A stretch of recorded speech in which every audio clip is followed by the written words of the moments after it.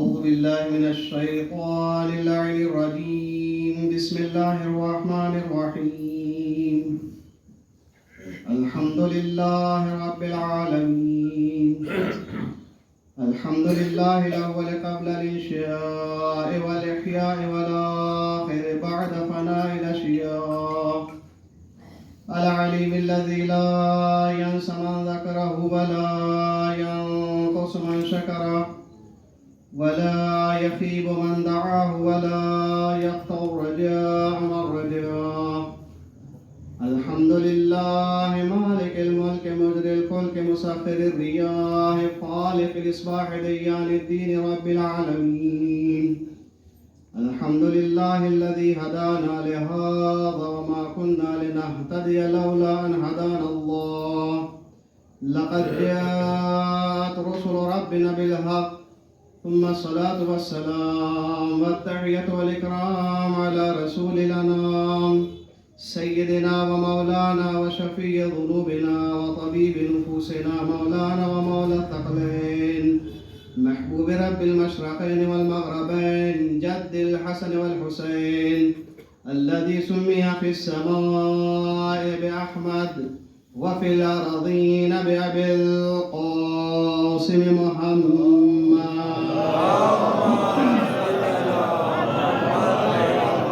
وعلى أهل بيته الطيبين الطاهرين المعصومين المنتجبين لا سيما بقية الله الأعظم في الأراضين الحجة ابن الحسن روحي وأرواح العالمين لتراب مقدمه الفداء أما بعد فقد قال الله سبحانه تبارك وتعالى وقوله الحق بسم الله الرحمن الرحيم هل أتى على الإنسان حين من الدهر لم يكن شيئا مذكورا إنا خلقنا الإنسان من نطفة أمشاج نبتليه وجعلناه سميعا بصيرا إنا هديناه السبيل إما شاكرا وإما كفورا صلوات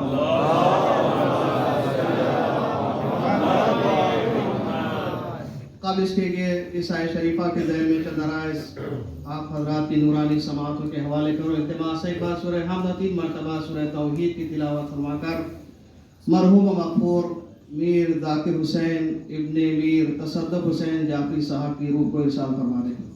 بسم اللہ الرحمن الرحیم الحمدللہ غیر المغضوب علیہم ولا الضالین. بسم اللہ الرحمن الرحیم قل هو الله احد بسم الله الرحمن الرحیم قل هو الله احد قل هو الله احد الله الصمد لم يلد ولم يولد ولم يكن له كفوا احد. اللهم تقبل مني جميع هذه التلاوة في ثوابها وبث ثوابها إلى روح المرحوم مغفور به ذاكر حسين بن مير تصدق حسين برحمتك يا أرحم الراحمين. صلوات على محمد وعلى محمد صلى الله عليه وسلم. دیکھیے کہاوت ہے کہ اتحاد میں قوت ہے اور صلوات وہ اسلحہ ہے. صلوات وہ قبول شدہ دعا ہے کہ جس کی قبولیت میں کسی قسم کے شک اور شبہ کی گنجائش. تو یہ گلشن ولایت کی کلیاں جو چیدہ چیدہ طور پر صلوات بھیج رہی ہیں، اگر یہ چیدہ چیدہ کلیاں متحد ہو کر مل جل کر ایک بلند آواز میں اگر صلوات پڑھیں گے تو یہ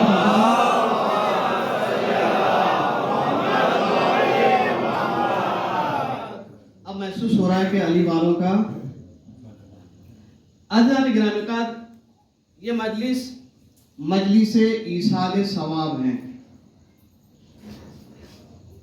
یہ مجلس ایصال ثواب ہے مرحوم کے لیے اور ایصال ہدایت ہے ہم زندوں کے لیے. بظاہر جو ثواب وہ کتنا ملے گا، پروردگار کتنا دے گا، وہ بغیر حساب. لیکن جتنا بھی ملے مرحوم صرف ثواب کی حد تک اس مجلس سے مستفید ہو سکتا ہے. اس کے علاوہ اس کے پاس کوئی اور چوائس اور اختیار نہیں ہے. لیکن الحمدللہ پروردگار نے یہ ہمیں موقع دیا ہے کہ ہمارے پاس دو آپشنز ہے، ثواب بھی ملے گا اور سدھرنے کا موقع بھی بصورت حیات اللہ نے ہمیں دی ہے. تو لہذا یہ مجلس ایصال ثواب ہے اور ایصال ہدایت ہم زندوں کے لیے. تو چونکہ میں علماء کے سامنے لب گشائی کے لیے معذرت خواہ ہوں. ہر چیز کے لیے ایک زینت ہے. عورت کے لیے بہترین زینت حیا، مال کی زینت زکات، علم کی زینت نشر علم، آسمان کی کائنات کی زینت ستارے. قرآن نے کہا وَلَقَدْ زَيَّنَّا السَّمَاءَ الدُّنْيَا بِمَصَابِيحَ، ہم نے آسمان کی کائنات کو ستاروں سے سجایا. تو ہر چیز کی اپنی ایک زینت ہے. اور زینت کس لیے کی جاتی ہے، زینت کا کیا کانسیپٹ اور تصور ہے، چونکہ ہمارا وہ موضوع نہیں ہے لہذا اس پر گفتگو نہیں کریں گے. لیکن زینت اصل کے زائد جو ہو اسے زینت کہتے ہیں. وَلَقَدْ زَيَّنَّا السَّمَاءَ الدُّنْيَا، ہر چیز کی ایک زینت ہے. تو اللہ نے ہر چیز کے لیے زینت قرار دی ہے. کل کائنات کی زینت کا نام ہے علی، اور علی کی زینت کا نام ہے زینب. کل کائنات کی زینت کا نام علی، علی کی زینت کا نام زینب. تو لہذا کلام کی بھی زینت ہوتی ہے. جو ہم گفتگو کر رہے ہیں یہ کلام ہے. کلام کی بھی زینت کیا ہے؟ کلام کی زینت فصاحت و بلاغت. کلام کی زینت فصاحت و بلاغت. فصاحت و بلاغت یعنی کیا؟ فصاحت و بلاغت یعنی فصاحت کہتے ہی اسے ہے کہ موقع اور محل کے اعتبار سے گفتگو کی جائے. فصاحت و بلاغت یعنی موقع اور محل اس کے اعتبار سے گفتگو کی جائے. میں بات کو آسان کروں، یاد رکھیے ایصال ثواب کی مجلس سے خشک باتیں ملیں گی، آپ کو تحمل کرنا ہے. کبھی کبھی کڑوی دوا ڈاکٹر دیتے ہیں، ڈاکٹر صاحب یہاں موجود ہے، کڑوی دوا دیتے ہیں، دوا کڑوی ہوتی ہے لیکن اس کا اثر بہت شیرین اور لذت بخش ہوتا ہے. ایصال ثواب کی مجلس سے یہ ہمارے لیے باعث ہدایت ہیں. تو عزیزان محترم، کلام کی زینت فصاحت و بلاغت، اور فصاحت و بلاغت کا تقاضا یہ ہے کہ جس اعتبار سے جس کے لیے جو موضوع جو محل ہے اسی کے اعتبار سے گفتگو کی جائے تاکہ یہ زیادہ مؤثر اور اثردار ہو سکے. میں بات کو آسان کرنے کے لیے مثال اپنے بچوں کے لیے، ہمارے پاس دو چیزیں ہیں، ایک منقبت، دوسرا آپ بولیے مجلس سے بنگے نہیں ہے، آپ بھی ہیں، آپ بولتے رہیے تاکہ پتہ چلے کہ آپ بھی حاضر ہیں. ایک منقبت کس کی شان میں ہے؟ اہل بیت کے. نوحہ سلام مرثیہ کس کے لیے پڑھا جاتا ہے؟ اہل بیت کے لیے. مرثیہ بھی اہل بیت کی شان میں، منقبت بھی اہل بیت کی شان میں. کسی امام کی ولادت کی محفل اور آپ اس میں مرثیہ پڑھ دیں، کلام کس کا ہے، شان میں کس کے؟ کہا اہل بیت کی شان میں ہے، لیکن یہ پڑھنے کا موقع اور محل نہیں ہے. جشن میں قصیدہ منقبت پڑھی جاتی ہے، مجلس میں نوحہ سلام مرثیہ پڑھا جاتا ہے. دونوں ہی اہل بیت کی شان میں ہے لیکن موقع محل الگ الگ ہے. نہ محفل میں مرثیہ پڑھا جاتا ہے نہ مجلس میں قصیدہ. تو معلوم یہ ہوا کہ بلاغت اور فصاحت کا تقاضا یہ ہے کہ جس موضوع کے لیے منتخب اور انتخاب اور اہتمام کیا گیا ہے اسی کے اعتبار سے گفتگو کی جائے تاکہ یہ زیادہ اثر کر سکے. تو چونکہ ایصال ثواب کی مجلس ہے اسی لیے میں نے ایک آیت شریفہ سورہ دہر، سورہ انسان جس کا دوسرا نام، اور یہ سورہ ہے کہ جو مکمل طور پر اہل بیت کی شان میں نازل ہوا. شان نزول بھی وقتاً فوقتاً گاہ بگاہ آپ سنتے رہتے ہیں، دہرانے کی ضرورت نہیں ہے. وہ سورہ کہ خاص طور سے اللہ نے اس سورے میں کئی نعمتوں کا ذکر کیا. چونکہ ایام فاطمیہ بھی ہے، اللہ نے اکثر نعمتوں کا ذکر سورہ دہر میں کیا، لیکن اللہ نے عظمت فاطمہ کہ فاطمہ کا احترام کرتے ہوئے، فاطمہ کی عظمت کو ملحوظ خاطر رکھتے ہوئے اللہ نے ہر نعمت کا ذکر کیا، لیکن حور کا ذکر سورہ دہر آپ پڑھیے سورہ دیر میں حور کا ذکر، احترام فاطمہ. تو کہا پروردگار کہہ رہے حل اتا علی الانسان، استفہامیہ ریمائنڈ کیا جا رہا انسان کو جو خواب غفلت کا شکار ہے. کہا حل اتا علی الانسان، کیا انسان پر ایک ایسا دور، ایک ایسا زمانہ، ایک ایسا پیریڈ نہیں گزرا لم یکن شیئا مذکورا، انسان قابل تذکرہ نہیں تھا، انسان کا کوئی نام لینے والا نہیں تھا، انسان کی اپنی کوئی پہچان نہیں تھی. آج اس مجلس میں جتنے بھی افراد اس سن و سال کے یہاں موجود ہیں، ہر انسان آج میری عمر جو ہے، آج آپ کی عمر جو ہے، آج اپنی زندگی کے جس مرحلے میں آپ ہیں، یہ پروردگار کا خطاب ہر اس انسان سے ہے کہ آج یہ پروردگار مجھ سے میرا خطاب کر رہا ہے. حل اتا علی الانسان، کہ انسان تجھ پر ایسا دور نہیں گزرا کہ لم یکو شیئا مذکورا، تو قابل تذکرہ نہیں تھا، تیرا نام لینے والا کوئی نہیں تھا. آج سے 42 سال پہلے کوئی نہیں جانتا تھا کہ آدم جعفری کون ہے. کوئی جانتا تھا؟ ہر انسان آپ اپنی عمر کے جس مرحلے میں ہے، آپ تصور کریں، آپ سوچیں، یہ مجلس خواب غفلت سے بیدار کرنے کے لیے ہے، بیدار ذہنوں کو سلانے کے لیے نہیں ہے. لہذا اگر یہاں آ کر فکر کے دریچے نہ کھلے تو حسین پر رونے سے پہلے اپنی حالت پر روئیں کہ حسین کا ذکر ہو اور میری فکر کے دروازے نہ کھلے.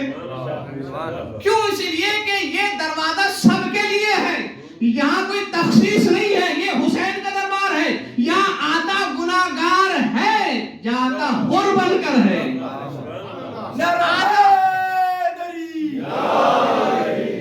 آتا بے نمازی ہے، جاتا نمازی بن کر ہے. آتا بے دین ہے، جاتا دیندار بن کر ہے. اگر ہماری مجلس اس معیار پر پہنچ جائے، سمجھ لینا ہماری مجلس سے کامیاب ہے. لیکن نہیں، آئے بیٹھے، جو مزاج پہلے تھا، مولانا نے جو کہنا تھا کہہ دیا، ہم نے جو سننا تھا سن لیا، جیسے آئے ویسے.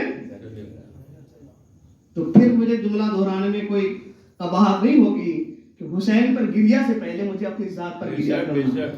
تو عزیزان گرامی، میں نے عرض کیا یہ مجلس ہے ہماری فکر کے دریچوں کو کھولنے کے لیے ہے. آج ہم اپنی عمر کے جس مرحلے میں ہیں، سوچیں، ایک زمانہ تھا پروردگار جھنجھوڑ رہا ہے، ریمائنڈ کروا رہا ہے، خواب غفلت سے بیدار کروا رہا ہے کہ حل اتا علی الانسان، اے انسان کیا تجھ پر ایک دور نہیں گزرا لم یکن شیئا مذکورا، تو قابل تذکرہ نہیں تھا. پھر جب قابل تذکرہ نہیں تھا تو پروردگار نے تجھے لائق تذکرہ بنایا. کوئی ہستی ہے جس نے تجھے حیثیت بخشی ہے، کوئی ہستی ہے جس نے تجھے پہچان بخشی ہے، وہ کون ہے؟ کہ پروردگار نے انسان کو بنایا. حل اتا علی الانسان لم یکن، حل اتا علی الانسان حین من الدہر لم یکن شیئا مذکورا، تو قابل تذکرہ نہیں تھا. انا خلقنا الانسان من نطفۃ امشاج، پھر ہم نے اس انسان کو مخلوط نجس گندیدہ پانی سے بنایا. اللہ اکبر. عزیزان محترم، اگر میں ہدایت چاہوں تو ایک ہی آیت میری ہدایت کے لیے کافی ہے. اگر میں ہدایت حاصل ہی نہ کرنا چاہوں، پورا قرآن گھول کر بھی مجھے پلا دیا جائے. اسی لیے تو آنے والا عربی آیا رسول کی خدمت میں، دروازے میں کھڑا کر السلام علیکم وعلیکم السلام، مجھے نصیحت کیجیے. ایک آیت فَمَن يَعْمَلْ مِثْقَالَ ذَرَّةٍ خَيْرًا يَرَهُ وَمَن يَعْمَلْ مِثْقَالَ ذَرَّةٍ شَرًّا يَرَهُ. کہا آنے والے عربی نے یا رسول اللہ، خدا حافظ، جو 10 سال سے، 15 سال سے، 20 سال سے رسول کی حضور میں، رسول کی مجلس میں، رسول کے ساتھ موجود تھے، ایک مرتبہ ان کی پیشانی پر بل پڑ گئے، کہنے لگے ہم تو 20 سال سے یہاں پر ہیں. اللہ اکبر. یاد رکھیے کتنے سال مجلسیں اٹینڈ کی یہ معیار نہیں ہے، مجلسوں میں جا کر کس مجلس میں ہم میں تبدیلی آئی یہ معراج ہے، یہ کمال ہے. مجھے فرشتے بلا رہے ہیں، میں مجلس میں جا رہا ہوں. مجھے فرشتے بلا رہے ہیں، میں مجلس میں جا رہا ہوں. کوئی جو یہ پوچھے تو اس سے کہنا ابھی ابھی عرش پر گئے ہیں. نعرہ حیدری. یہ خیال نہ کریں، کیونکہ آپ بڑی احتیاط سے گفتگو کرنا ہوتی ہے. یہ خیال نہ کر کے جناب جو مجلسوں کے مخالف ہو گئے، مجلس کے مخالف نہیں ہے. طرز مجلس کیسا ہے؟ میں 2019 میں 18 اور 19 کے بیچ میں لبنان میں گئے تو ایک کانفرنس تھی 20 دن کی. وہاں پر آنے والے نے ایک صاحب نے کہا حضور ہمارے پاس پورے 365 دنوں میں کل 20 سے 25 مجلسیں ہوتی ہیں. پوری توجہ 20 سے 25 مجلسیں ٹوٹل. سال میں کتنی؟ 20 سے 25 ہمارے پاس. ان کو دیکھیے وہ مجلس سے کر کے اس مقام پر پہنچے کہ شہزادی زینب کے روزے کے تحفظ کی ذمہ داری لی. آج ہم بڑی شان سے زیارتوں کو جاتے، اللہ سب کو زیارت نصیب کرے، سب کی زیارتوں کو قبول کرے. عزیزو ہماری فکر ہے کیونکہ داعش کی جب نجس قدم بڑھ رہے تھے روضہ مقدس کی طرف، تو ہم یہاں پر بیٹھے بیٹھے دیکھیے نعرہ یا لبیک یا زینب لگانا بڑا آسان ہے، لیکن اسے عملی جامہ پہنانا بڑا مشکل ہے. ہم نے بیٹھ کر نعرہ لگایا لبیک یا زینب ہماری جانیں قربان، لیکن جب ضرورت پڑی شہزادی کو کتنے لوگ یہاں سے گئے وہاں عبادت کے لیے. اگر کسی نے اپنی جان کا نذرانہ دیا ہے تو جب ہم نے لبنان میں جو قبرستان گئے وہاں پر دیکھا شہداء کا قبرستان جس میں 18 20 22 25 30 سال کے نوجوانوں کی قبریں بنی ہوئی ہیں. کہا یہ کون ہے؟ کہا یہ وہ لوگ ہیں، یہ نوجوان ہیں جنہوں نے اپنی راہ شہزادی کے روزے کی تحفظ کے خاطر قربان کی ہے. ہماری مجلسوں نے ہمیں کیا دیا، ان کی مجلسوں نے انہیں کیا دیا. ایک جملے میں آپ کی خدمت میں عرض کروں، ہم نے مجلسیں سنی، یہاں بیٹھ کر ہم یہ دعا کرتے رہے کب دروازہ کھلے، کب راستہ کھلے، کب حالات بحال ہو ہم زیارت کو جائیں. انہوں نے یہ سوچا کہ میں کس طرح سے اپنے آپ کو روزے پر قربان کر کے دوسروں کے لیے زیارت کی راہ ہموار کروں. یہ فرق ہے. تو لہذا سوچ انسان یہ سوچنے کا مقام ہے. کہا ایک مقام دور تھا کہ میں قابل تذکرہ ہم نے انسان کو ایک مخلوط اور گندیدہ پانی سے پیدا کیا، اور جب پیدا کیا تو ایسے ہی پیدا نہیں کیا. کوئی تو مقصد ہوگا جس کے تحت خداوند منان نے ہمیں پیدا کیا ہے، نہیں ہے یا نہیں؟ ایسے ہی بس پروردگار نے جی چاہا خلق کر دیا، کوئی مقصد اور ہدف نہ ہونا. ایک خاص مقصد کے تحت خدا منان نے انسان کو خلق کیا. اگر انسان اپنی عظمت کو سمجھ لے کہ اے انسان تجھے پروردگار نے کس لیے بنایا ہے تو زندگی بڑی آسان ہو جائے گی. آج ہم شکایت کرتے ہیں زندگی بڑی مشکل ہو گئی ہے، حالات بڑے خراب ہیں. حالات خراب نہیں ہیں، حالات کو ہم نے اپنے لیے خراب بنا لیا ہے. اللہ نے خلق کیا کس لیے؟ کوئی تو مقصد ہوگا، کوئی تو ہدف ہوگا. کیوں؟ اس لیے کہ پروردگار حکیم ہے، اور علماء کہتے ہیں کہ فعل الحکیم لا یخلو عن الحکمہ. حکیم کا فعل کبھی حکمت سے خالی نہیں ہوتا. تو اللہ تعالیٰ نے جب پیدا کیا انسان کو تو اے انسان کوئی تو مقصد ہوگا کہ جس کے تحت اللہ نے تجھے خلق کیا. تو اب کون بتائے گا کہ مقصد کیا ہے؟ تو دنیا میں صرف اپنی مرضی کے مطابق اپنے مزاج کے مطابق زندگی گزارنے کے لیے پیدا نہیں کیا گیا. اے انسان تیری خلقت کا مقصد بھی عظیم ہے. کیوں؟ اس لیے کہ تیرا خالق عظیم ہے. جتنا خالق عظیم ہے، دیکھیے جو پرسنالٹی جتنی بلند ہوتی ہے نا اس کے مقصد، اس کے خیالات، اس کے گول ہدف بھی اتنے بلند ہوا کرتی ہیں. آپ تسلیم کرتے اس بات کو؟ تو اللہ عظیم ہے. سبحان ربی العظیم و بحمدہ. اللہ عظیم ہے تو جتنا وہ عظیم ہے اتنا ہی عظیم مقصد تیری اور ہماری خلقت کا ہے. وہ کیا ہے؟ اللہ نے آواز دی تو صرف لہو و لعب کے لیے دنیا میں نہیں بھیجا گیا ہے. اے انسان تو انتخاب پروردگار ہے. تو کل کائنات میں وہ ہے کہ جو گل سرسبد ہستی قرار پایا ہے. اللہ نے کل کائنات کو تیرے لیے پیدا کیا ہے، تجھے اپنے لیے پیدا کیا ہے. کل کائنات تیرے لیے پیدا کی گئی ہے، تو اللہ کے لیے پیدا کیا گیا ہے. کیوں اللہ نے خلق کیا؟ آواز آئی فما خلقت الجن والانس الا لیعبدون. میں نے جنات اور انسانوں کو خلق نہیں کیا مگر اس لیے وہ میری عبادت کرے، میری اطاعت کرے، میری بندگی کرے. اتنا آسان بظاہر جو بظاہر نظر آتا ہے، کتنا اللہ نے کس لیے پیدا کیا؟ مقصد خلقت انسان. اللہ نے کچھ نہیں چاہا، صرف اور صرف چاہا کہ میری عبادت، میری اطاعت کا تو میرا ہو جا. کیوں؟ تو ہے ہی اس کا. آپ کہیں کیسے کسی کے انتقال کی جب ہم خبر سنتے ہیں تو پہلا فقرہ جو ہمارے زبانوں سے جس کو کلمہ استرجاع کہتے ہیں کیا نکلتا ہے؟ انا للہ. عزیزو صرف یہ ایک آیت میں نے کہا نا ایک آیت اگر آپ سمجھ لیں انا للہ بڑی آسانی سے کہہ دیتے ہیں انا للہ و انا الیہ راجعون. مطلب کیا یعنی ہم اللہ کے لیے ہیں یا وہاں سے آئے ہیں. اگر اسی ایک بات کو سمجھ لے کہ میں وہاں سے آیا ہوں اور جانا بھی وہی ہے, آیا وہیں سے ہوں جانا بھی وہی ہے, تو معلوم یہ ہوا کہ میں ٹرانزٹ میں ہوں. جن لوگوں نے سفر کیا ہے ابراڈ کا وہ جانتے ہیں اگر ڈائریکٹ فلائٹ نہ ہو تو ٹرانزٹ میں کچھ دیر رکھا جاتا ہے. جو ٹرانزٹ ہے وہ آپ کا مقصد نہیں ہے, وہ آپ کا گول نہیں ہے, بلکہ چند گھنٹوں کے لیے آپ کو وہاں رکھا گیا ہے تاکہ یہاں سے گزر کر آپ اپنی منزل تک پہنچ سکے. عزیزوں یہ دنیا ہمارا گول, یہ دنیا ہمارا ٹارگٹ اور مقصد نہیں ہے. یہ ایک ٹرانزٹ ہے جو 60 سال 70 سال 80 سال کی مدت کے لیے ہمیں دیا گیا ہے. اس کے بعد ہمیں اپنے مقصد کی طرف جانا ہے. وہ مقصد کیا ہے؟ کہاں آئے اسی کی طرف جانا بھی. اسی لیے ذوق نے بڑا اچھا شعر کہا, بڑا اچھا شعر کہا. میں اکثر اس شعر کو کوٹ کرتا ہوں, مجھے ذاتاً بہت پسند ہے وہ شعر.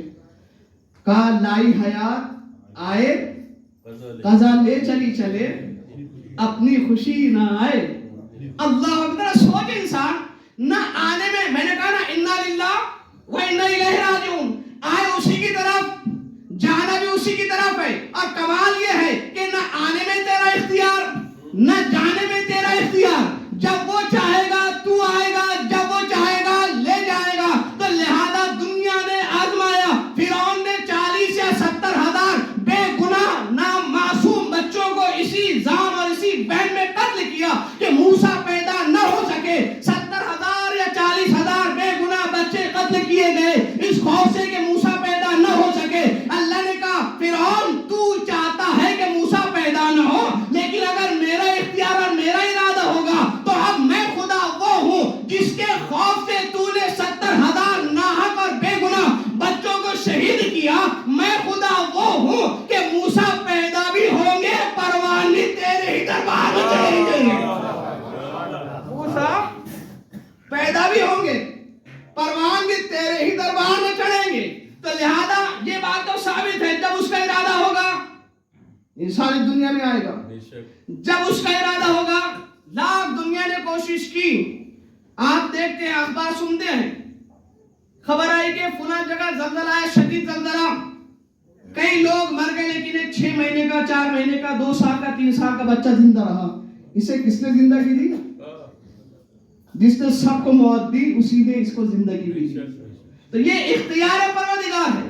نہ آنا اس کے اختیار میں, نہ جانا اس کے اختیار میں. آئے گا اس کی مرضی سے, جائے گا اس کی مرضی سے.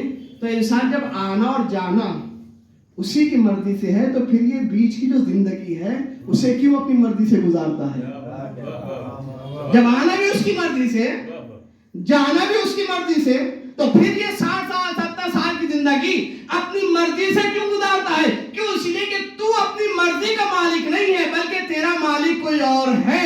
جب یہ احساس مجھے ہو جائے گا کہ میں آزاد نہیں ہوں, میں کسی کا غلام ہوں, تو جب یہ احساس میرے اندر زندہ رہے گا تو پھر انسان کبھی نافرمانی کی طرف نہیں جائے گا. چونکہ میں بھول گیا, میں تو سمجھتا ہوں کہ میں آزاد ہوں, اور جب سمجھتے ہیں آزاد ہوں تو پھر وہ کام بھی آزادانہ کرتا ہے, کام بھی آقا اور مالکوں والے کرتا ہے. لیکن جب احساس پیدا ہوگا اپنے ضمیر میں سوچے گا کہ نہیں میں آزاد نہیں ہوں, میں کسی کا تابع, میں کسی کا فرما بردار. وہ کون ہے؟ وہ ذات پروردگار ہے کہ جو میرا مالک ہے, اس پر مجھ سے زیادہ وہ میرے جان مال تمام چیزوں کا اختیار رکھنے والا ہے. تو لہذا جان گرامی قدر خداوند عالم نے کہا کہ ہم نے کس لیے بنایا انسان کو.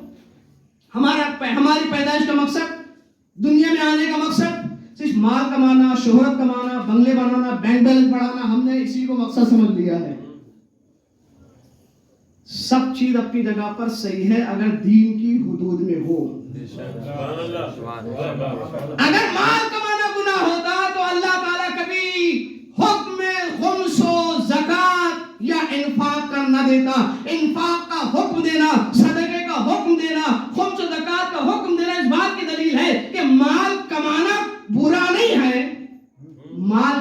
راستے سے حاصل کیا جا رہا ہے یہ دیکھنا ضروری ہے۔ مال فرعون کے پاس بھی، قارون کے پاس بھی، حامان و شداد کے پاس بھی۔ مال کمانا معیار نہیں ہے، مال کس راستے سے کمایا وہ کمال ہے۔ مال بہت سارے کبھی کبھی جو ہے غلط فہمی کا شکار ہو جاتے ہیں، مولانا نے کہا مال بہت بری چیز ہے۔ مال بری چیز نہیں ہے، مال کا مصرف اور استعمال دیکھا جاتا ہے کہ کہاں ہو رہا ہے۔ یہی مال انسان کو جنت کے دروازے پر بھی لے جا سکتا ہے، اور یہی مال انسان کی گردن کا طوق بھی بن سکتا ہے۔ کون سا جو راہ خدا میں انسان انفاق کرے گا، یہی مال انسان کو نجات دلانے والا ہے۔ تو بہرحال کس انداز میں زندگی گزارے جیسا وہ چاہتا ہے۔ اس نے کہا کہ میری عبادت، کہا کہ اگر تم اپنے اہل و عیال کے لیے کسب معاش کرتے ہو یہ بھی عبادت ہے۔ ہم نے عبادت کے مفہوم کو جو ہے بہت مخصوص کر دیا ہے۔ جب عبادت کا لفظ کہا جاتا ہے نا تو ہم یہ سوچتے ہیں کہ صرف اور صرف مسجد میں بیٹھ کر ہاتھ میں تسبیح لے کر اللہ اکبر سبحان اللہ الحمدللہ نماز پڑھ لینا یہی عبادت ہے، نہیں۔ امام صادق نے 2 جملوں میں مفہوم عبادت کو سمجھایا ہے۔ 2 جملوں میں مفہوم عبادت کو مولا نے سمجھایا ہے۔ کہا عبادت کیا ہے؟ صرف عبادت نماز پڑھ لینے کا نام نہیں ہے، عبادت صرف روزہ رکھ لینے کا نام نہیں ہے۔ کہا ہر وہ کام جہاں پر پروردگار نے حاضر ہونے کا حکم دیا ہے وہاں حاضر ہو جاؤ، اور جہاں جانے سے روکا ہے وہاں سے اپنے آپ کو روک لو، یہی عبادت ہے۔ کتنا سادہ مفہوم عبادت کا۔ تو اللہ نے، ہم نے سب کچھ یاد رکھا، اگر بھول گئے تو اپنے مقصد حیات کو بھول گئے۔ ہر چیز ہمیں یاد ہے، اگر جس چیز کو ہم نے تاکہ نسیاں کے حوالے کیا ہے وہ ہے اپنا مقصد حیات، مقصد خلقت۔ میں مثال دوں آپ کے لیے، عزیزان گرامی، آج کون ہے جو جس کے پاس موبائل نہ ہو؟ یہ جو گیجٹ ہے نا، اگر مقصد حیات کو سمجھنا ہے تو یہی موبائل ہمیں صحیح راہ بھی دکھا سکتا ہے۔ گیجٹ ہر ایک کے پاس ہے۔ موبائل کی جو مقصد ہے بنایا گیا، جس کو فرسٹ جنریشن 1G جو پہلے آیا، موبائل کی بنیادی، موبائل کی خلقت، موبائل کو جو ہے وجود میں لانے کا بنیادی مقصد جو فرسٹ جنریشن کے نام سے جو جانا جاتا تھا کیا تھا؟ کال جو ہے ریسیو ہوتی تھی اور بات کی جاتی تھی، کال کا آنا اور جانا، جس کو فرسٹ جنریشن آپ نے دیکھو نئی بات نہیں ہے۔ فرسٹ جنریشن جو ہے یہی تو تھا نا، بات ادھر سے ہوتی تھی، جواب آپ دیتے تھے، تھوڑا زمانہ گزرا، اپڈیٹ ہوا، SMS کا آیا، جب SMS آیا تو اس کا نام رکھا گیا سیکنڈ جنریشن 2G۔ اس کے ساتھ بات کے علاوہ اگر آپ کے پاس کام نہیں تو آپ اپنا مقصد، اپنا پیغام میسج کر کر آپ، یہ ہو گیا سیکنڈ جنریشن۔ اس کے بعد اور زمانہ آگے بڑھا، اور جب زمانہ آگے بڑھا تو کیا ہوا؟ کہا کہ آپ صرف میسیجز پر اکتفا نہیں کی جائے گی بلکہ اب تصاویر بھی بھیجی جائے، اور جب تصاویر بھیجنے کی آپشن اس میں آیا تو اس کو کہا گیا تھرڈ جنریشن 3G۔ آپ تو مجھ سے زیادہ ان چیزوں سے واقف ہیں۔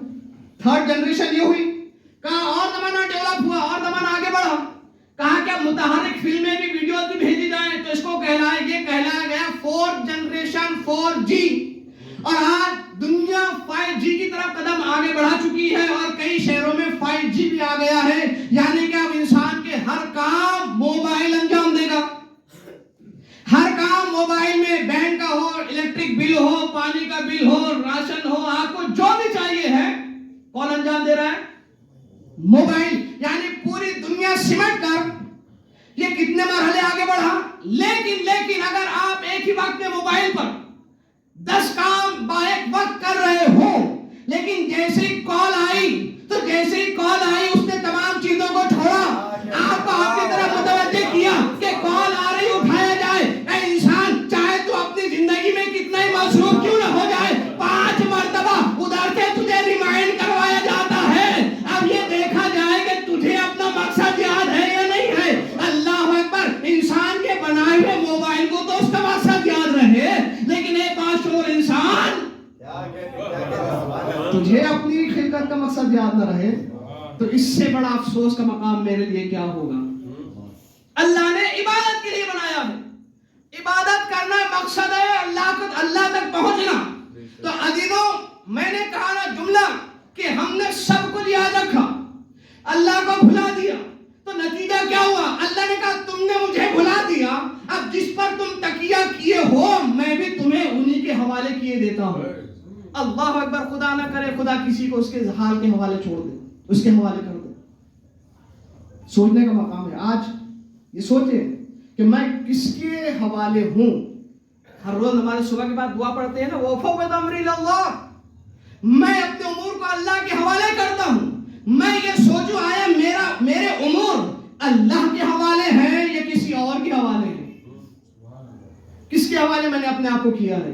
اگر اپنے ہی جیسے لوگوں کے حوالے کیا ہے تو پھر سمجھ لے اللہ بھی مجھے انہی کے حوالے کر دے گا۔ لیکن نہیں، میں نے یہ سوچا کہ میں اپنے پروردگار کے حوالے ہوں، پھر پروردگار اسے لوگوں کے حوالے نہیں کرتا۔ جناب یوسف کے لیے ملتا ہے، جناب یوسف ایک مرتبہ دربار میں ہے، زندان میں، اور ایک قیدی جو رہا ہونے والا تھا، جناب یوسف نے اس سے کہا کہ جب تم رہا ہو کر بادشاہ کی خدمت میں جاؤ گے، اذکرنی عند ربک، بادشاہ کے پاس میرا بھی ذکر کر دینا، کہہ دینا کہ یوسف بے گناہ قید میں قید ہے۔ اس سے کہا پوری توجہ، ہم ذرا سے مشکل میں امید لگاتے ہیں فلاں صاحب سے کام ہو جائے گا، فلاں صاحب سے کام ہو جائے گا، فلاں صاحب کام بنا دیں گے۔ عزیزو فلاں صاحب کو فلاں جس نے بنایا، اگر ہم اپنے امور کے اس کو حوالے کر دیں تو جس نے فلاں صاحب کو فلاں بنایا، کیا اس کے خزانہ قدرت میں کوئی کمی ہے کہ جو مجھے نہ دے؟ کمی اس کی طرف سے نہیں ہے، کمی میری اپنی ہے کہ میں اس تک نہیں پہنچا، مجھے وہ راستہ نہیں دکھائی دیا جو اس تک جاتا ہے۔ کہا یوسف نے جب تم رہا ہو کر بادشاہ کے پاس جانا، میرے بھی تذکرہ کر دینا کہ ایک بے گناہ یوسف تمہارے زندان میں پڑا ہوا ہے۔ جناب جبرائیل آئے، یوسف سے کہا یوسف من جعلک احسن الناس، دیکھیے میں نے کہا جو حل عطا پروردگار نے کہا حل عطا علی الانسان، جو جھنجھوڑ رہا ہے پروردگار، ریمائنڈ کروا رہا ہے۔ یہ ہدایت کے طریقوں میں سے ایک طریقہ یہ ہے کہ انسان کو نعمتیں یاد دلائی جائیں۔ ایک شفیق باپ اپنے بیٹے سے کبھی کبھی کہتا ہے کیا بیٹا ہم نے تمہارے لیے یہ کام نہیں کیا، کیا بیٹا ہم نے تمہارے لیے یہ کام نہیں کیا، جتاتا نہیں ہے بلکہ اس کے ضمیر کو جھنجھوڑتا ہے تاکہ وہ راہ راست پہ آ جائے۔ اب پروردگار نے حل عطا کہہ کے ہمارے ضمیر کو جھنجھوڑا ہے۔ اب یوسف کو جناب جبرائیل آ کے کہہ رہے ہیں یا یوسف من جعلک احسن الناس، یوسف تمہیں بہترین اور خوبصورت ترین انسان کس نے بنایا؟ جناب یوسف نے کہا قال ربی، میرے پروردگار نے مجھے بہترین اور سب سے خوبصورت ترین انسان بنایا۔ پھر جناب جبرائیل جناب یوسف سے کہتے ہیں من حببک الی ابیک، تمہارے دل میں تمہارے باپ یعنی یعقوب کے دل میں تمہاری حد سے زیادہ محبت کس نے ڈالی؟ جناب یوسف کہتے ہیں قال ربی، میرے پروردگار نے میری محبت میرے باپ کے دل میں ڈالی۔ اس کے بعد جناب جبرائیل ایک ایک پوچھتے جاتے، لمبی حدیث سے میں شارٹ کرتے ہوئے جناب جبرائیل جناب یوسف سے کہتے ہیں اچھا بتاؤ جب تمہارے بھائی تمہیں کنویں میں ڈال کے چلے گئے تو من السیارہ الیک، کون تھا جس نے اس کارواں کو تمہارے قریب بھیجا؟ کہا قال ربی، میرے پروردگار نے اس کارواں کو وہاں سے بھیجا۔ کہا اچھا کارواں والوں نے امتحان کے لیے کہ اس کنویں میں پانی ہے یا نہیں ہے، ایک بڑا سا پتھر اٹھایا کنویں میں ڈالا تاکہ دیکھا جائے پانی ہے یا نہیں ہے۔ ان کو پتہ نہیں تھا کہ یوسف تہ کنواں ہے، لیکن انہوں نے جیسی پتھر ڈالا، ایک پتھر جیسی نیچے آنے لگا، فوراً جناب جبرائیل آئے اور یوسف کو ہٹایا، پتھر نیچے گرا۔ کہا یوسف اس پتھر سے تمہاری جان کس نے بچائی؟ یوسف کہتے قال ربی، میرے پروردگار نے۔ یوسف کو ایک ایک بات یاد دلاتے گئے تو آخر میں جناب جبرائیل ایک جملہ کہتے ہیں تمہاری ابتلا سے لے کر اب تک جو تم کہہ رہے ہو قال ربی قال ربی قال ربی، تو اے یوسف پھر کون سی ایسی مصیبت، کون سی ایسی ضرورت آن پڑی تھی کہ تم نے اپنی رہائی کے لیے ایک عام انسان کی طرف رجوع کیا؟ جب یہ تمام چیزیں پروردگار کے اختیار میں تھی تو کیا پروردگار تمہیں رہائی نہیں دلا سکتا تھا؟ کہ اپنی طرف رجوع کیا۔ روایت میں لکھا صرف اس ایک ترک اولا کے عوض جناب یوسف کو 5 یا 7 سال اور زندان میں گزارنے پڑے۔ کس بنیاد پر؟ صرف ایک اپنے عام انسان پر توکل کیا، اپنے جیسے ایک عام انسان کی طرف رجوع کیا۔ تو عزیزوں میں نے کہا اگر ہم اپنے آپ کو اللہ کے حوالے کریں گے تو حفیظ اور قوی ہے، اگر اپنے امور کو ہم لوگوں کے حوالے کریں، کیونکہ پروردگار کا یہ وعدہ ہے اگر تم میرے علاوہ کسی اور سے اللہ اور امید لگاؤ گے تو پھر پروردگار بھی تمہیں انہی کے حوالے کر دے گا. تو لہذا اعزائے گرامی عظیم اللہ عظیم خلقت کا مقصد بھی عظیم، عبادت پروردگار. مقصد صرف دنیا میں آ کر چند روز گزار کر چلے جانا. ذرا سوچیں اور غور و فکر کریں کہ ہم نے اپنی آخرت کے لیے کیا کیا ہے.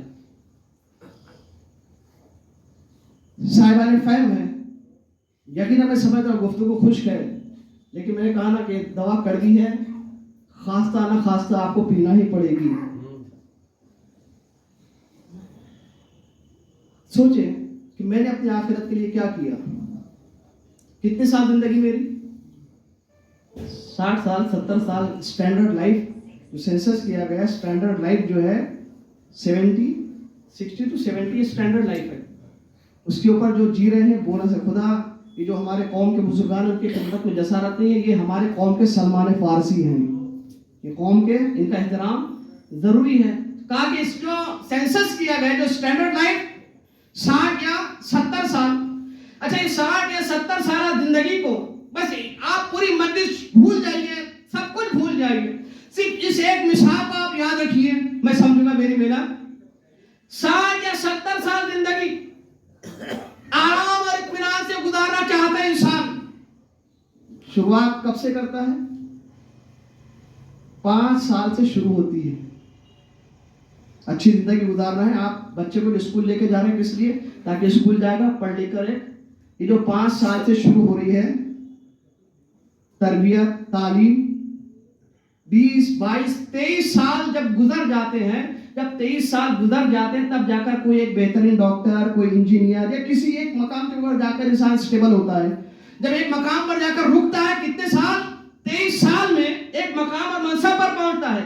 ہم نے اپنی زندگی کو کامیاب بنانے کے لیے شروعات 5 سال سے کی ہے. کتنے سال محنت کی ہے؟ تقریباً 23 یا 24 سال محنت کی ہے، تب جا کر اس مقام پر پہنچے ہیں. زندگی کا ایوریج کتنا ہے؟ 60 یا 70 سال. اگر یہ 60 یا 70 سال سے اگر 60 سال سے 23 ایئرز کو مائنس کیا جائے کتنے بچیں گے؟ پڑھے لکھے والوں میں بچے حساب نہیں آتا، میں بہت ضعیف ہوں حساب میں، ریاض میری بہت کمزور تھی. جو بچے اسکول جا رہے ہیں ماشاءاللہ کتنے سال؟ جی 27 ایئر.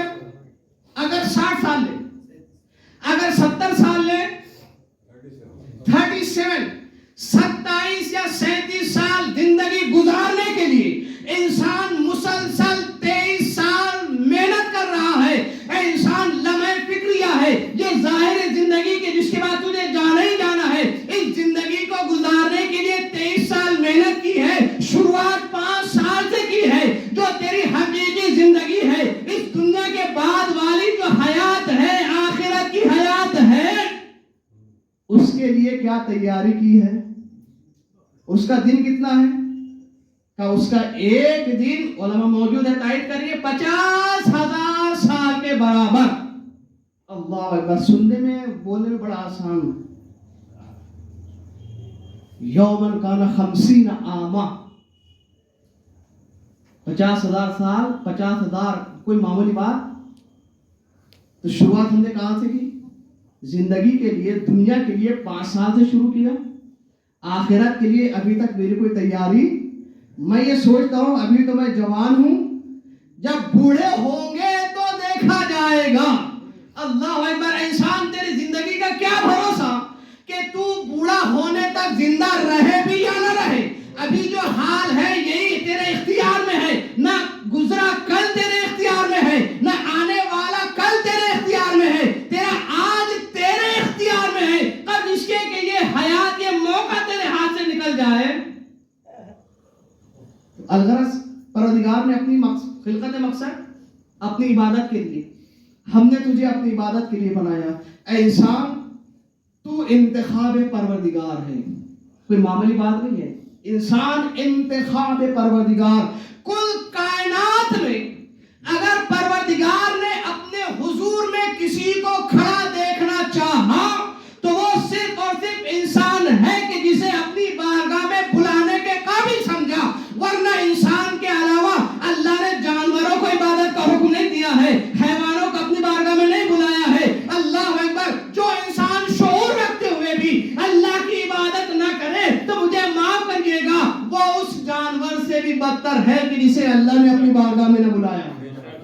کیوں؟ اس لیے کہ تو شعور ہے، تو باشعور ہے، شعور رکھتے ہوئے بھی اگر اس کی بارگاہ میں نہ آئے تو اس حیوان سے بدتر ہے کہ جسے اللہ نے اپنی بارگاہ میں، تو کائنات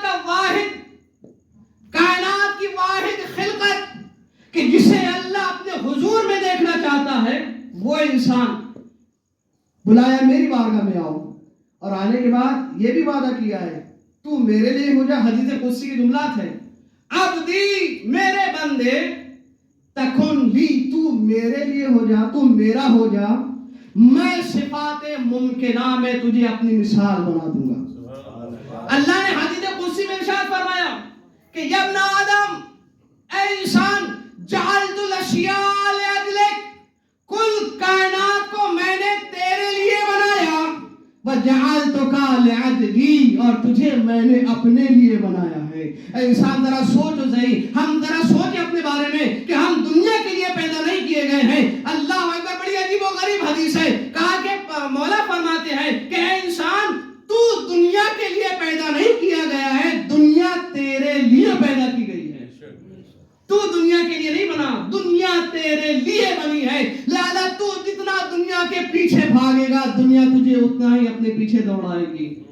کیوں؟ اس لیے کہ تو اس کے لیے نہیں، وہ تیرے لیے پیدا کی گئی ہے۔ تو لہذا اللہ نے کہا کہ تو میرا ہو جا، میں تیرا ہو جاؤں گا۔ کل کائنات میں نے تیرے لیے بنائی ہے، تجھے اپنے لیے بنایا ہے، اب تو حق بندگی ادا کر۔ میں خوب جانتا ہوں کہ آقائی کیسے کی جائے، وہ خوب جانتا ہے کہ آقائی کیسے کی جائے۔ میرا فریضہ یہ ہے، میری ذمہ داری یہ ہے کہ میں حق بندگی ادا کروں، لیکن افسوس کہ میں حق بندگی ادا نہ کر سکا، لیکن افسوس کہ مجھ سے بندگی کا حق ادا نہ ہو سکا۔ میں نے ہر کام کیا، لیکن مجھ سے اگر نہ ہو سکا تو اس کی عبادت، اس کی بندگی جیسے وہ چاہتا ہے۔ کیونکہ یاد رکھیے، نماز پڑھنا، عبادت کرنا یا دیگر امور جو اسلام نے ہم سے چاہے ہیں ویسے انجام دے جیسے وہ چاہتا ہے۔ ہمارا مزاج یہ ہے کہ ہم مجلس اپنے مزاج کی سننا چاہتے ہیں، جو عالم پڑھنا چاہتا ہے وہ نہیں سننا چاہتے۔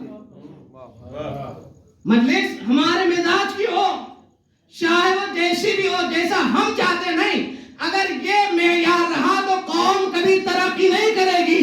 عادت ڈالیے، جو عالم کہے اس کے سننے کی عادت ڈالیے، عالم کے سننے کی عادت ڈالیے۔ جو وہ کہے اگر اس کو سنے تو یقیناً ہم کامیاب ہو سکتے ہیں۔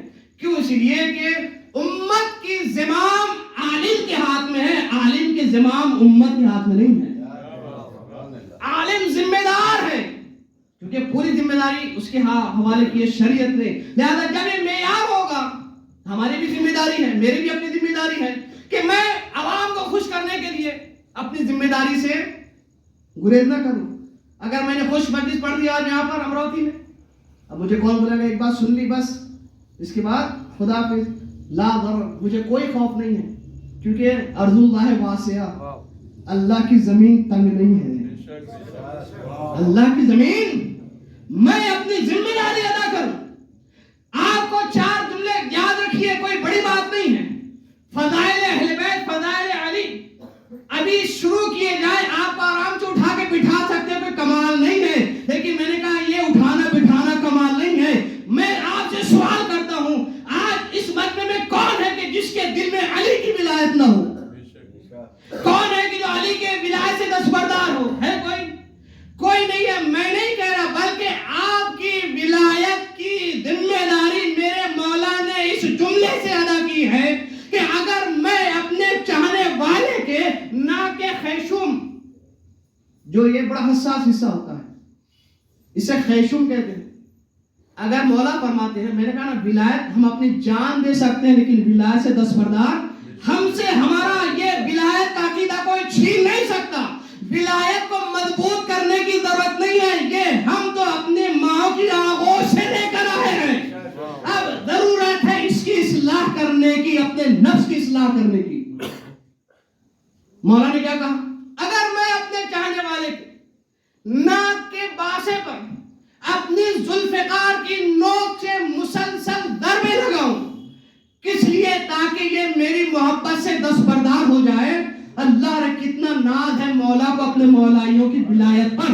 مولا نے کہا جتنی ضربیں لگتی جائے گی اس کی محبت میں اتنی ہی شدت. یہ دستبردار ہونے والا نہیں ہے. آپ کہیں گے کیسے؟ کیونکہ ہمارا انسان کا مزاج ہے نا. مولا کے قول کے لیے میں دلیل دوں. ہمارا مزاج ہے نا, اگر کسی سے ذرا تکلیف ہو جائے دل ہمارے کھٹے ہو جاتے ہیں, بگڑ جاتے ہیں. کسی سے معمولی تکلیف, مولا کیا کہہ رہے ہیں؟ اگر میں اپنی ذوالفقار کی نوک سے خیشوں پر ضربے لگاؤں محبت میں اضافہ ہوگا. کیسے؟ دلیل کیا ہے؟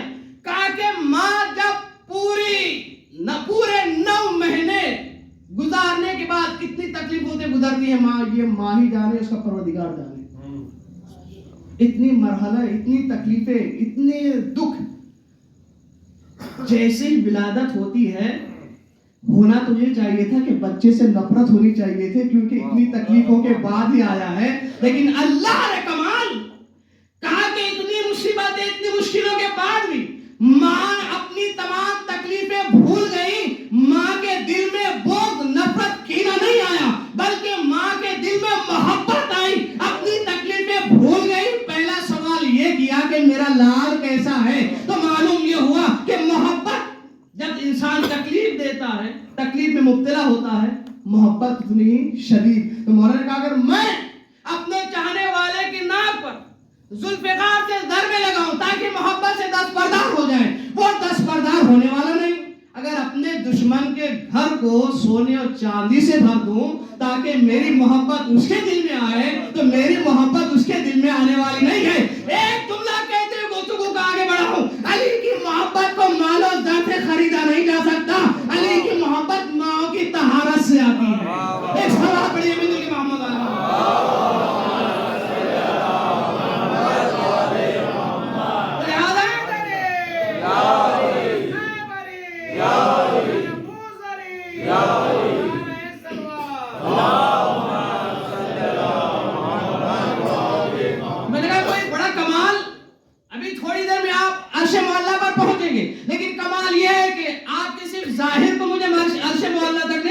ہے, ہمارے نفسوں کو, ہماری فکروں کو عرش معلیٰ تک پہنچانا ہے تاکہ ہماری دنیا بھی کامیاب اور آخرت بھی کامیاب ہو سکے. تو انسان, تو کائنات کا واحد مخلوق ہے کہ جسے اللہ نے اپنی بارگاہ میں کھڑا رہنا پسند کیا ہے اور تجھے بہترین خلقت کا خطاب اور تمغہ دیا ہے اور کہا کہ وَلَقَدْ كَرَّمْنَا بَنِي آدم, ہم نے انسان کو لائق تکریم بنایا, ہم نے انسان کو لائق احترام بنایا. اور یہ لائق تکریم کس لیے بنا, لائق احترام کس لیے بنا, کیا خصوصیت تھی؟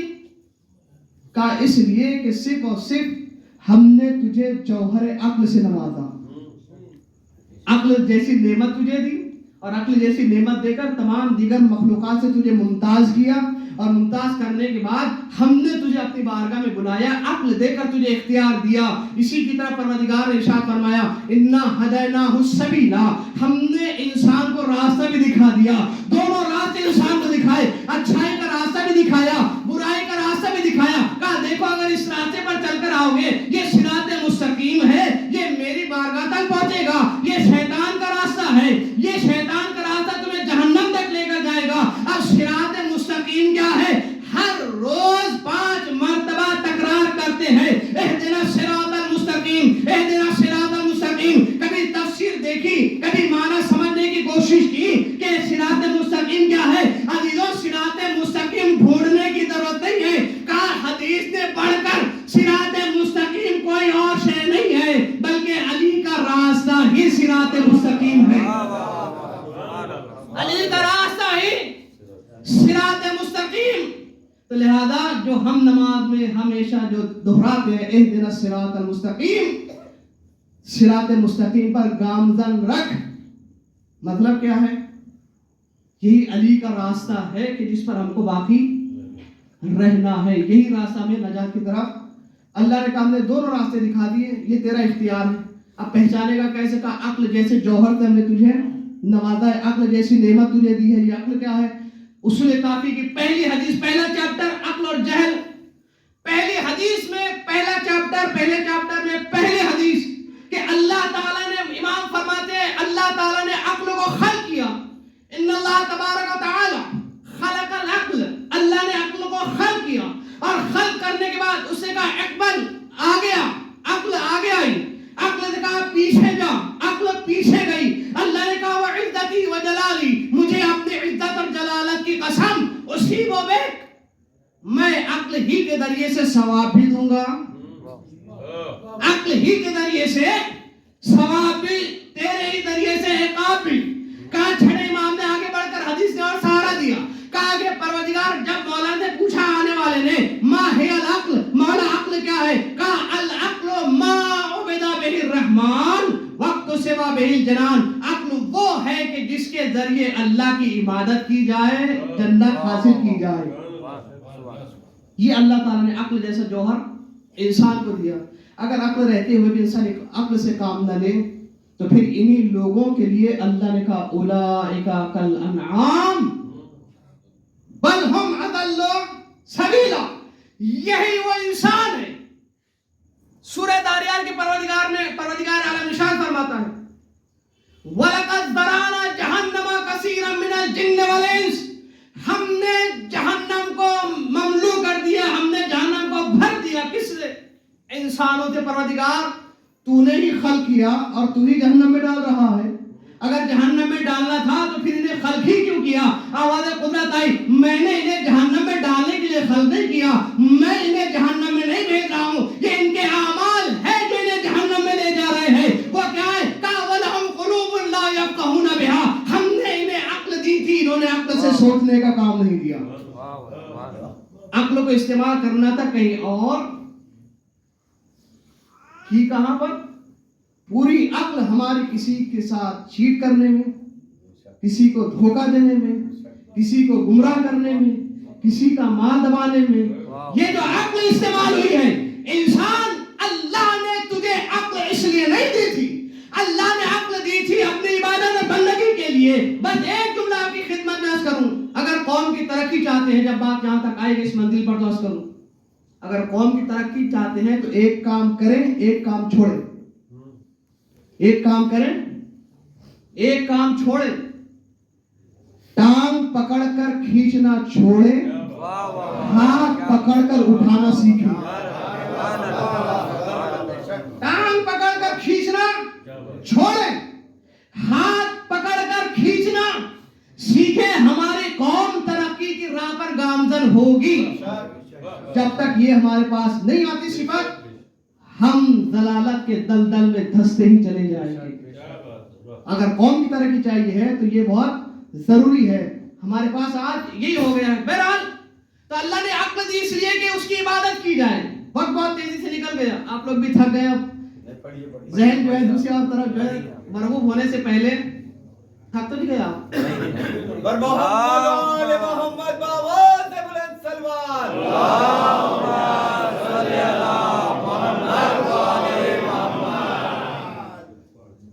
جب آپ ریسٹورنٹ میں کہیں جاتے ہیں تو اسٹارٹر ایک پری اسٹارٹر ہوتا ہے نہیں؟ تو اب تک آپ سمجھ لیجیے یہ ہے، اب آپ چاہے اس کو پری سمجھ لیے یا ایک سلام پڑھیے محمد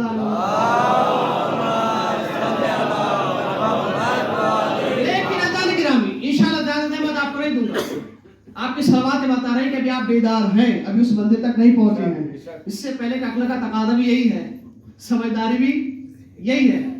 تو عزیزان گرامی، خدائے منان نے خلق کیا انسان کو اپنی عبادت کے لیے اور کل کائنات کو ہمارے اختیار میں ہمارے حوالے کیا ہے۔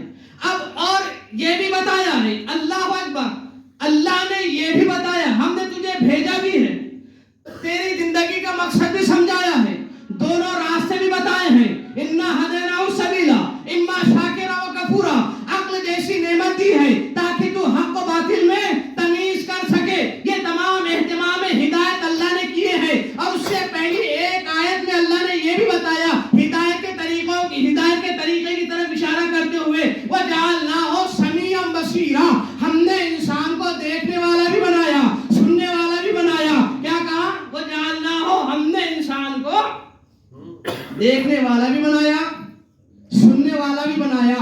عزیزو، ہدایت کے دو ہی طریقے ہیں، یا تو دیکھ کر ہدایت کی جاتی ہے، ایک سوال پڑھیے مل کے محمد آل محمد،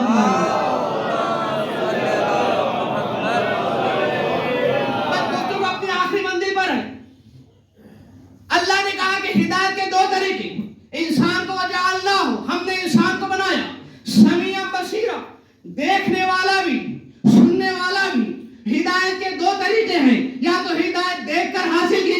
سکتی ہے یا ہدایت سن کر حاصل کی جا سکتی ہے. اللہ اکبر. پروردگار یہ نظام ہدایت میں دو ہی طریقے کیوں؟ یا دیکھ کر یا سن کر. میں جہاں پہنچانا چاہتا میرا مجموعہ وہاں نہیں پہنچا لیکن پہنچیں گے انشاءاللہ. یا دیکھ کر یا سن کر.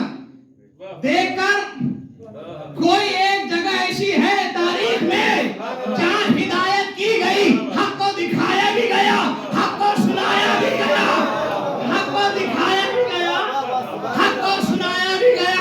کہاں پر میدان غدیر میں کہاں دکھایا من کنت مولا فہذا علی مولا. سب آپ پڑھ کے ملنے کے محمد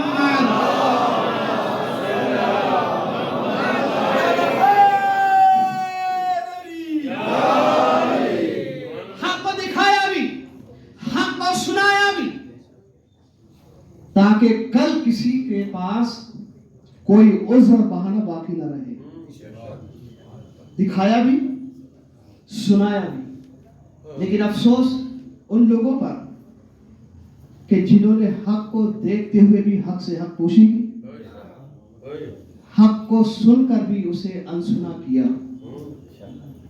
انہی لوگوں کے لیے اللہ کی طرف سے لعنت بھی ہے اور انہی کے لیے اللہ نے عذاب مہین کا وعدہ بھی کیا ہے. بس اللہ میں نے آپ کی زحمت کو تمام کیا. مجلس ایصال ثواب کی, ایک بھائی کے ایصال ثواب کے لیے. بھائی کیا ہوتا ہے؟ خاص کر بڑا بھائی. 8ویں امام فرماتے ہیں کہ اخو الاکبر کل ابی.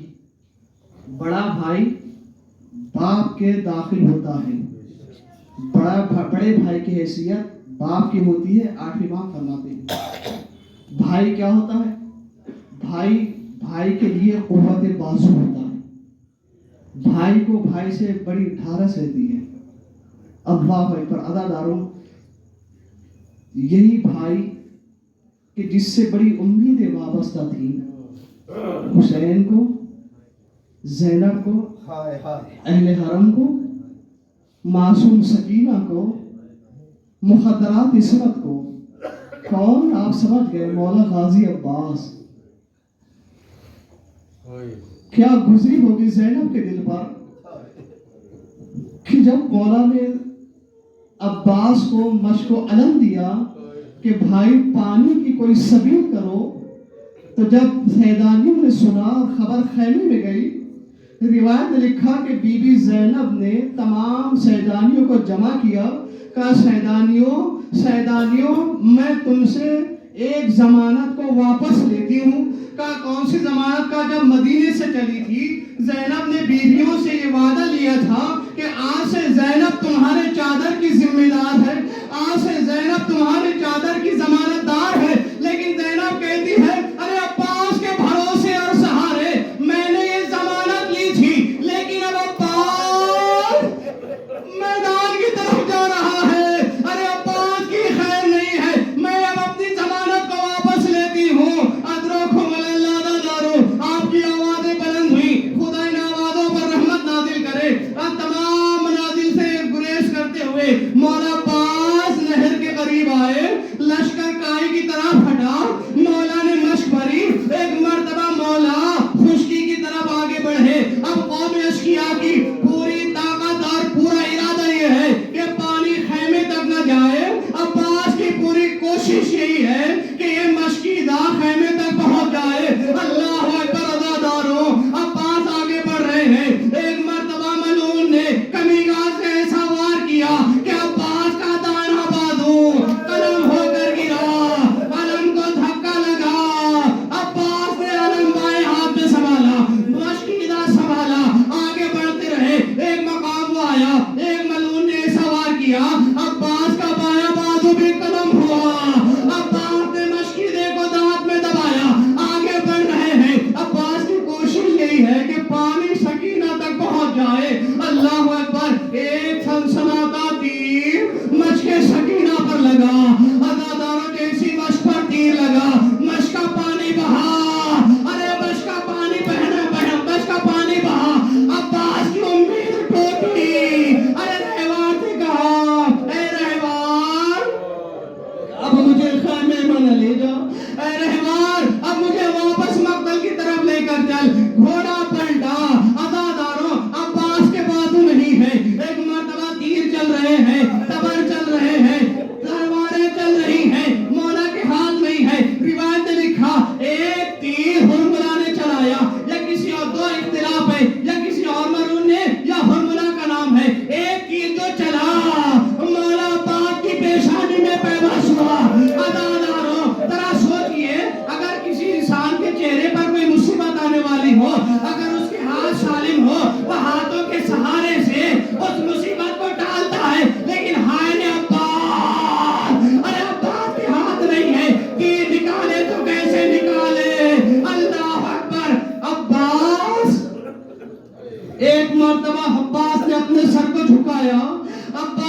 سر کو جھکایا، اپنے دونوں زانو بلند کیے، تیر کو پکڑا، تیر کو زانوں سے پکڑا، ارے جیسے عباس کا سر جھکا، ایک ملعون نے ایسا گور سے وار کیا کہ عباس گھوڑے پر سنبھل نہ سکے، آواز دی مولا، ارے مولا میری مدد کو آئیے، ادرکم اللہ۔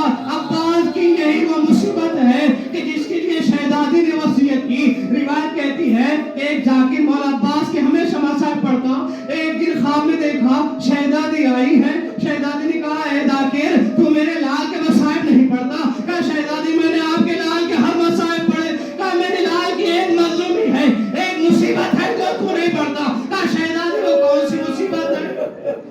ذاکر سے شہزادی کہتی ہے اے ذاکر، ارے جب کوئی شخص بلندی سے زمین پر گرتا ہے، ارے پہلے اپنے ہاتھ زمین پر ٹیکتا ہے، ہائے میرا عباس، ارے جب زمین پر گرا، منہ کے بل زمین پر گرا، عباس کے ہاتھ نہیں تھے جو زمین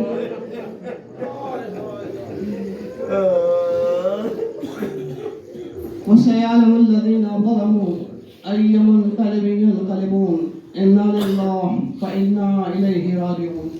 خدا تجھے واسطہ محمد علی محمد کلمت کا واسطہ جس مرحوم کے سال ثواب کے لیے اس مجلس کا اہتمام کیا گیا، پروردگار اس مجلس کے ثواب سے مرحوم کے قبر کو روشن و منور فرما، پروردگار مرحوم کے درجات میں اضافہ فرما، مرحوم کے گناہوں صغیر اور کبیرہ سے عفو درگزر فرما، خدایا مرحوم کے لواحقین کو صبر جمیل عنایت فرما، پروردگار تجھے واسطہ محمد علی محمد کی خدمت کا، پروردگار مومنین دنیا عالم میں جہاں جہاں کے جان مال عزت نام اس کی محافظت فرما، خدایا ہمارے نوجوانوں کو صراط مستقیم پر گامزن فرما، خدایا ہمیں سیرت اہل بیت عمل کرنے کی توفیق عنایت فرما، خدایا جو بیمار ہے بیمار کربلا کا واسطہ انہیں شفا عاجلہ و کاملہ مرحمت فرما، خدایا ہمارے مرحومین کی مغفرت فرما، خدایا ہمارے والدین پر اپنی رحمت نازل فرما، خدایا تجھے واسطہ محمد علی محمد کی خدمت کا، علی کی ولایت، اہل بیت کی ولایت ہمارے دلوں میں، ہمارے نسلوں کے دلوں میں جاری و ساری فرما، خدایا آیت نظام علیہ کرام کے سائے کو ہمارے سروں پہ دائم مستدام فرما، خدایا منتقی میں خون حسین امام زمانہ کے ظہور میں تعلیل فرما، ہم سب کو ان کے آون انصار میں شمار فرما۔ ایک بار پھر التماس ہے ایک حمد اور 3 مرتبہ سورہ اخلاص کی تلاوت فرما کر مرحوم مقبور میر ذاکر حسین ابن میر تصدق حسین جعفری صاحب کی روح کو ارسال فرما دیں۔ بسم اللہ الرحمن الرحیم، الحمدللہ رب العالمین۔